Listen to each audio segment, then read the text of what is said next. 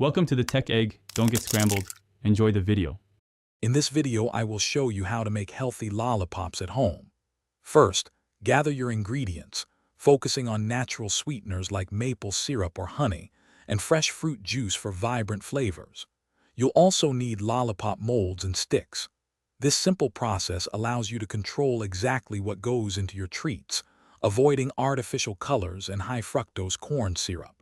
It's a fun and rewarding project for anyone looking for a healthier sweet option. Now let's get cooking. Combine your natural sweetener and fruit juice in a heavy-bottomed saucepan. Heat the mixture over medium heat, stirring constantly to prevent it from burning. You'll need a candy thermometer to monitor the temperature. Aim for 300 degrees Fahrenheit, which is the hard crack stage. This precise temperature is crucial for achieving that classic lollipop texture. Be patient and keep stirring for the best results.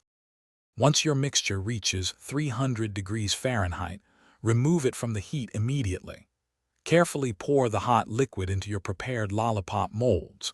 Work quickly but safely, as the mixture will start to set as it cools. Don't forget to insert a lollipop stick into each mold before it hardens completely.